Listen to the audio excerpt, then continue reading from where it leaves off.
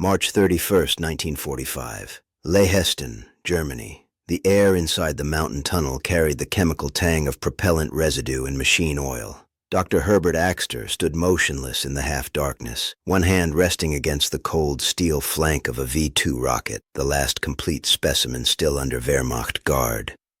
Outside, the distant rumble of American artillery grew steadily louder, a rhythmic percussion that seemed to count down the remaining hours of the Reich's most ambitious technological dream.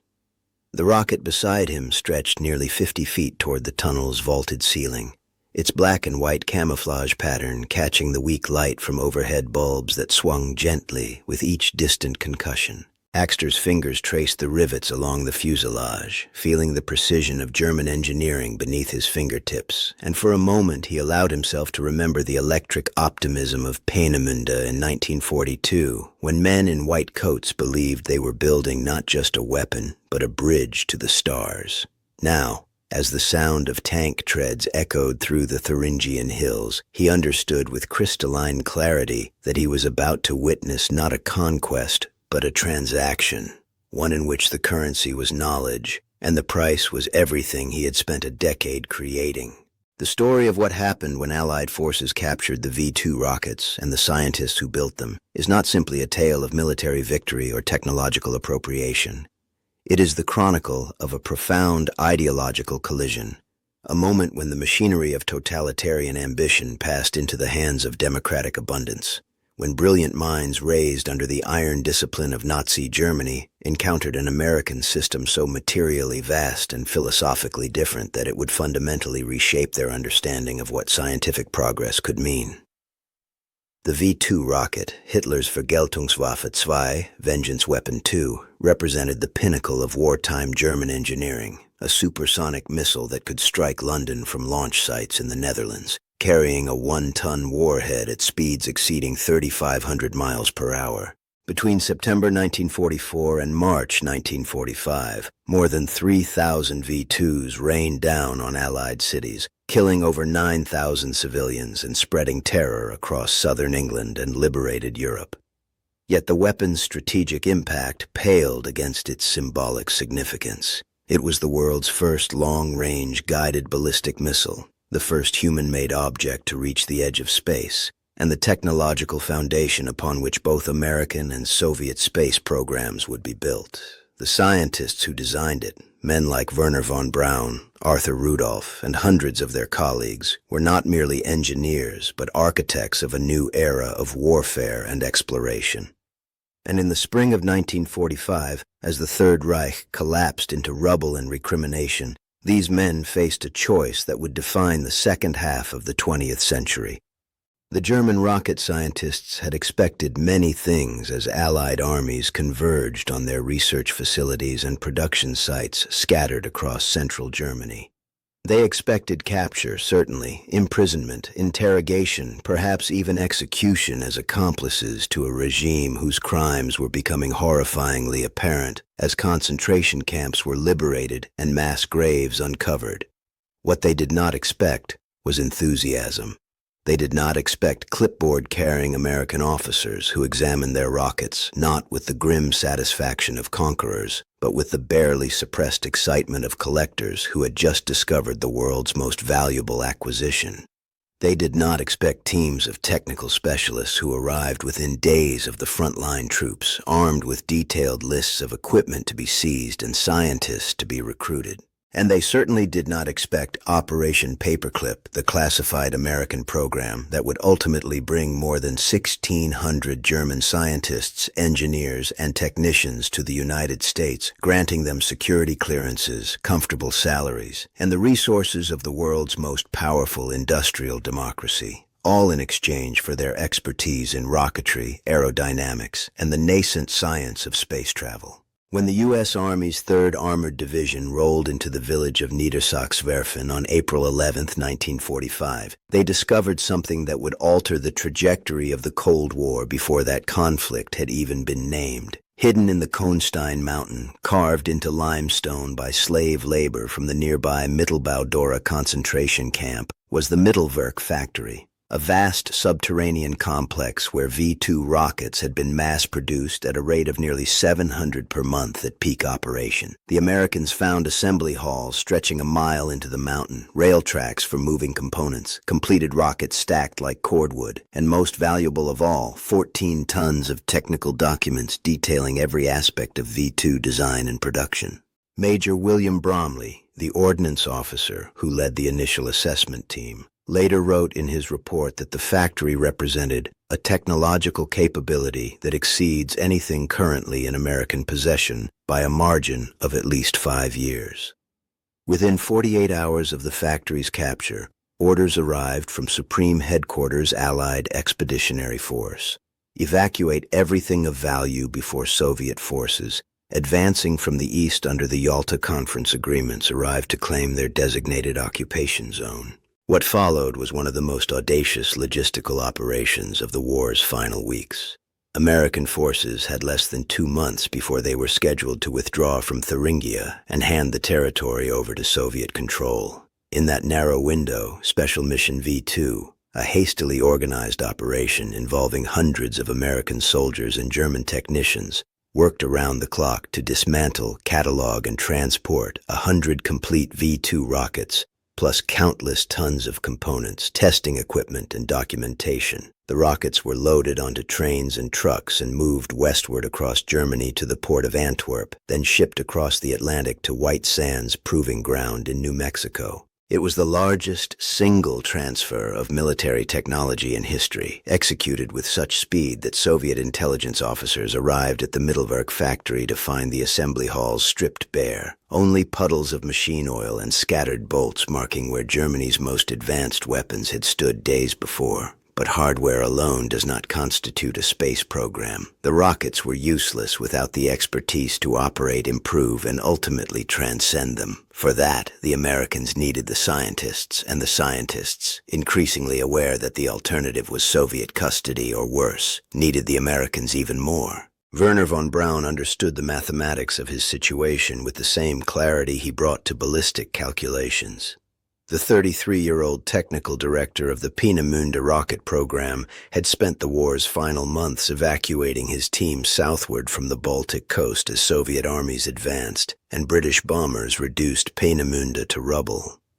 By early May 1945, von Braun and nearly 500 of his colleagues had retreated to the Bavarian Alps, technically still under orders from SS officers who spoke openly of executing the scientists rather than allowing their knowledge to fall into enemy hands. Von Braun, who had broken his arm in a car accident during the chaotic retreat, gathered his senior staff in a rural inn and posed a question that was both practical and philosophical. To whom should we surrender?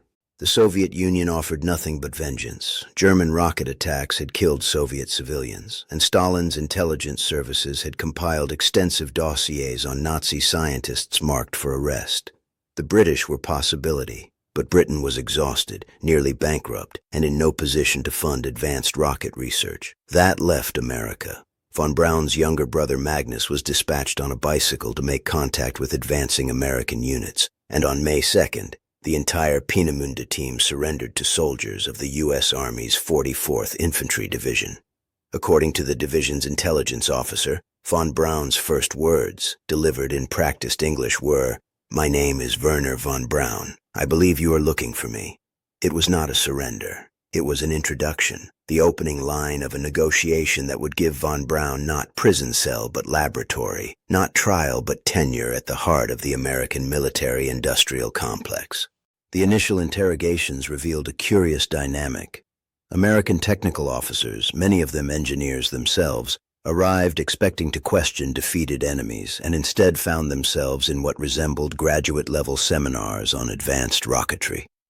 The German scientists were eager, almost desperately so, to demonstrate their value. They produced calculations, sketches, theoretical papers on multi-stage rockets, orbital mechanics, and missions to the Moon and Mars, concepts that existed nowhere in American military planning. Captain Robert Staver, the Army ordnance officer responsible for evaluating the German rocket program, wrote in a June 1945 memorandum that the Peenemünde team represented a scientific asset of incalculable value, and recommended their immediate recruitment. But the recommendation triggered fierce debate within the American government. The State Department raised concerns about importing Nazi Party members. Von Braun and many of his colleagues had held SS ranks, whether opportunistically or enthusiastically was hotly disputed. The Joint Chiefs of Staff countered that Soviet forces were conducting their own roundup of German scientists in the Eastern occupation zone, and any delay would hand Stalin a technological advantage in what was already emerging as a new global rivalry. By September 1945, the decision was made. The scientists would come to America under strict military supervision, their Nazi affiliations quietly overlooked in classified files that were sanitized or simply rewritten. Operation Paperclip, named for the paperclips that attached new political biographies to the scientists' dossiers, was officially underway. What the German scientists found when they arrived in the United States was a kind of abundance that their wartime experience had not prepared them to process. They were first housed at Fort Bliss, Texas, a sprawling army base on the edge of El Paso, where summer temperatures exceeded 100 degrees, and the barren desert landscape could not have been more different from the forested coasts of northern Germany. But it was not the geography that astonished them. It was the sheer material wealth of the place. The base commissary, a simple military grocery store, stocked more variety of food than most Germans had seen in half a decade of rationing. Fresh fruit, canned goods, coffee, chocolate, white bread, beef, items that had become distant memories or black market luxuries in wartime Germany were available here in casual abundance. Ernst Stuhlinger, a physicist who had worked on guidance systems at Peenemünde, later recalled his first visit to an American supermarket as a moment of profound disorientation. The excess seemed almost wasteful, incomprehensible to men who had spent the war's final years scrounging for basic materials, stretching supplies, making do with substitutes and improvisations. One scientist reportedly stood in the cereal aisle for 20 minutes, simply staring at the rows of brightly colored boxes, unable to choose because the presence of choice itself was overwhelming. The symbolic power of that abundance extended far beyond groceries. At White Sands Proving Ground, where the German team was transferred to begin launching captured V-2 rockets for American research purposes, the scientists encountered an approach to engineering that was philosophically alien to their experience. In Germany, resources had been scarce and priorities rigid. Every component was manufactured to the minimum acceptable specification. Every test flight planned to extract maximum data because there might not be another. Here, in the New Mexican desert, the Americans treated V-2s almost carelessly. Rockets that would have been priceless in wartime Germany were launched, observed, and allowed to crash into the desert with a casualness that bordered on profligacy. When a test failed, another rocket was simply rolled out and prepared for the next attempt. When components were needed, they were manufactured or purchased without the agonizing bureaucratic struggles that had characterized German wartime production. Stuhlinger observed that the Americans possessed an optimism born of plenty, a fundamental assumption that problems could be solved by applying sufficient resources, that failure was acceptable because success was inevitable given enough attempts. For scientists raised under the Nazi system, where failure could mean accusations of sabotage and resources were allocated based on ideological favor rather than technical merit, this was a revelation. The cultural adjustment ran deeper than material conditions. The German scientists had been trained in a hierarchical system where authority was absolute and questioning superiors was unthinkable. At Peenemünde, von Braun's word had been final. Decisions flowed down through rigid chains of command, and engineers were expected to execute orders without debate. American military organization, for all its formal rank structure, operated on different principles. Junior officers and civilian contractors felt free to challenge assumptions, suggest alternatives, even argue with their nominal superiors if technical evidence supported their position. Team meetings that would have been brisk, one-way briefings in Germany became extended discussions where ideas were contested and refined through collaborative argument. For some of the older German scientists, this bordered on chaos, an inefficient waste of time that delayed decisions and diluted authority. But the younger engineers began to recognize it as a different kind of efficiency, one that harnessed collective intelligence, that reduced the risk of catastrophic errors born from unchallenged authority, that produced not just obedience, but genuine buy-in from every level of the team. Von Braun, ever the pragmatist, adapted quickly. He learned to present proposals rather than issue directives, to build consensus rather than demand compliance, to speak of our team rather than my group. The transformation was partly strategic. He understood his precarious position as a former Nazi officer now dependent on American tolerance, but it was also genuine. The American system worked, and it worked precisely because it was not built on the Führerprinzip, the leadership principle that had governed Nazi Germany and ultimately driven it into suicidal catastrophe. The technical exchange flowed in both directions. The V-2 launches at White Sands provided American scientists with invaluable data on high-altitude atmospheric conditions, rocket propulsion at supersonic speeds, and guidance system performance, knowledge that would prove foundational for the development of American ballistic missiles, and eventually the Mercury space program. But the Germans also learned. They learned American manufacturing techniques that emphasized standardization and interchangeable parts, making mass production more efficient than the craft-based approach they had employed. They learned American project management methods that broke complex programs into modular components, allowing parallel development and faster iteration. And crucially, they learned how American science operated within a framework of public accountability, however limited, that was fundamentally different from the secrecy and paranoia of Nazi weapons development. When von Braun published his first article in an American magazine in 1947, describing the potential for space travel, he was astounded that military authorities approved it. In Germany, such disclosure would have been unthinkable, potentially treasonous. Here it was seen as valuable, generating public interest, attracting talented students to aerospace engineering, building political support for continued funding. The marketplace of ideas was not merely a metaphor in America. It was operational principle, and the German scientists slowly grasped that this openness, far from weakening national security, strengthened it by drawing on the broadest possible pool of talent and innovation. Yet the moral complexity of Operation Paperclip remained an undercurrent that would surface repeatedly in the decades that followed. The V-2 rocket that von Braun and his colleagues designed with such technical brilliance had been built in the Mittelwerk factory by concentration camp inmates worked to death under conditions of unimaginable brutality. An estimated 20,000 prisoners perished in the tunnels beneath the Kohnstein mountain. More people than were killed by V-2s striking Allied cities. Whether the scientists were culpable for this horror became a question that admitted no simple answer. Von Braun had toured the factory, had seen the conditions, had been present at meetings where slave labor allocation was discussed. He would later claim ignorance of the worst abuses, assert that he was simply an engineer focused on technical problems, argue that he had no authority over labor policies dictated by the SS.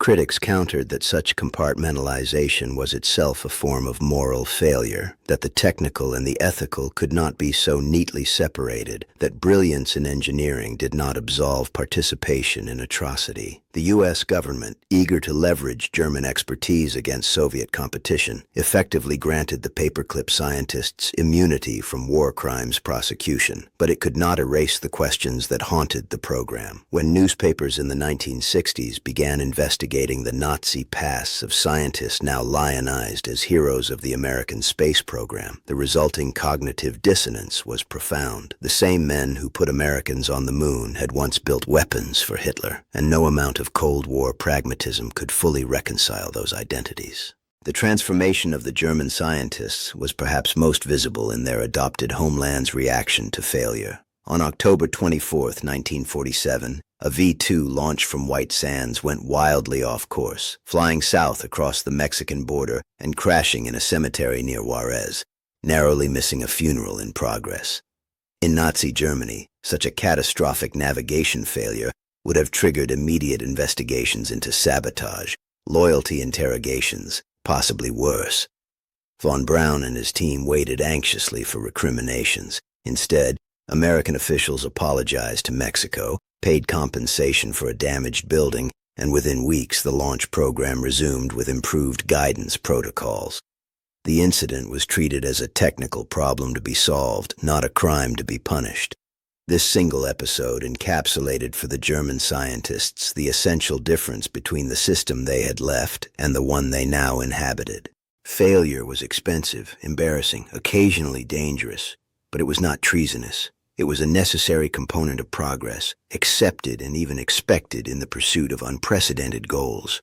That acceptance created an environment where engineers could take risks, propose ambitious solutions, push boundaries without fear that a single mistake would end careers or lives. The symbolic object that came to represent this entire strange transition was, oddly enough, not a rocket component or technical instrument, but something far simpler, a Hershey's chocolate bar.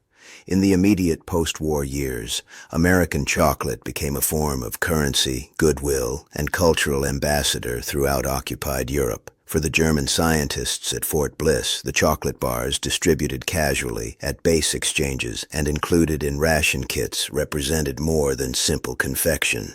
They were physical evidence of an economic system capable of producing luxury goods in such quantity that they could be treated as commonplace, even disposable. Chocolate had been a rare treat in wartime Germany, often synthetic, always rationed. Here it was everywhere, cheap, abundant, available in dozens of varieties. Some of the scientists mailed chocolate bars to relatives still struggling in occupied Germany, and the packages became small ambassadors of American plenty, tangible proof that the scientists had not merely survived the war, but had somehow landed in a place where scarcity itself seemed to have been abolished.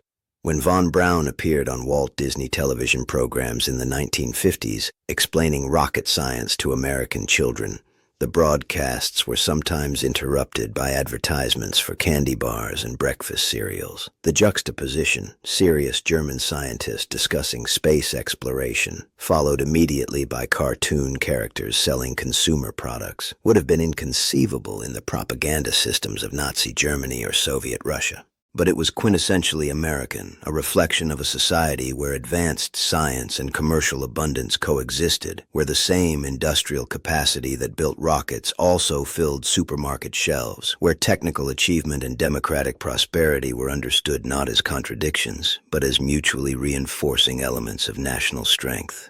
By 1950, the German rocket scientists had ceased to be prisoners or even guests. They had become Americans. They bought houses in Huntsville, Alabama, where the Army's rocket program relocated.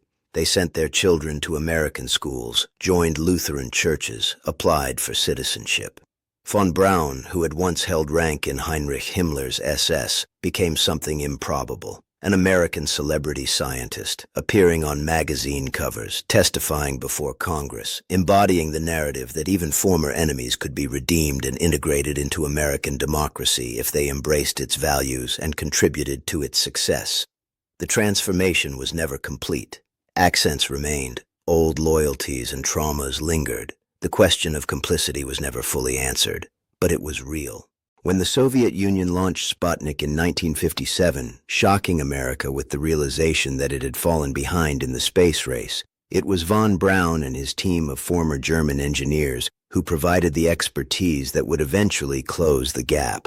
The Jupiter C rocket that put America's first satellite into orbit in January 1958 was the direct descendant of the V-2, refined and improved through a decade of American testing and development. And when President Kennedy committed the nation to landing a man on the moon before decade's end, the massive Saturn V rocket that would accomplish that goal was designed by the Peenemünde team, now thoroughly Americanized, working not for vengeance or conquest, but for exploration and national prestige in a context where science was celebrated rather than conscripted. What the German scientists said when Allied forces captured the V-2 rockets was less important than what they came to understand in the years that followed. They said many things in those early interrogations: technical descriptions, justifications, carefully calibrated admissions of Nazi affiliation, minimized as political necessity. But the real transformation occurred in the slow realization that they had not merely changed employers, but had crossed into a fundamentally different civilization. They had moved from a system that valued technological achievement only as an instrument of power and domination to one that pursued science as both practical advantage and transcendent aspiration. They had left a society consumed by scarcity and zero-sum competition, entering one whose greatest strength was its capacity for abundance, material, intellectual, and ultimately moral. The V-2 had been conceived as a weapon of terror, built through suffering, launched in desperation as Germany collapsed. In American hands, its descendants became tools of discovery, launching satellites that broadcast communications and weather data, sending probes to photograph distant planets, carrying human beings beyond Earth's atmosphere to walk on another world. The epilogue of Operation Paperclip is still being written. The moral questions it raised about expedience versus justice, about whether brilliance excuses complicity, about the price of victory in an existential struggle. These remain unresolved because they are, perhaps, unresolvable. But one truth emerged with clarity from the moment Allied soldiers entered those mountain tunnels and found the V-2 rocket standing in the darkness. Technology alone determines nothing. The same rocket technology, in different hands, guided by different values, produced entirely different futures. Under the Third Reich, it yielded vengeance weapons that killed thousands and changed nothing about the war's outcome. Under Soviet control, it became the foundation of a space program yoked to authoritarian propaganda and military intimidation. In American hands, shaped by scientists who had learned that abundance enables risk-taking, that democracy harnesses collective intelligence, that failure can be tolerated in pursuit of ambitious goals, it helped build a path to the stars. The lesson was not that America was innocent. Operation Paperclip itself testified to the compromises and hypocrisies that complicate any nation's history. The lesson was that systems matter, that the political and economic context in which science operates shapes not just what is built, but what those creations ultimately mean. The German scientists had expected capture, imprisonment, perhaps execution. What they received instead was something stranger and more powerful: the opportunity to continue their work in a society wealthy enough to fund their ambitions, free enough to debate their value, and ultimately generous enough to grant them a second chance at a life defined by achievement rather than atrocity. Whether they deserved that chance remains disputed. That they seized it, and in doing so helped build both weapons of deterrence and vehicles of exploration, is historical fact. The V-2 rockets standing in the American desert, no longer instruments of vengeance but objects of study and improvement, became monuments to a peculiar truth about the mid-20th century, that in the contest between systems, abundance and openness proved more powerful than discipline and control, and that even knowledge born in darkness could, in the right hands, be transformed into something reaching toward the light.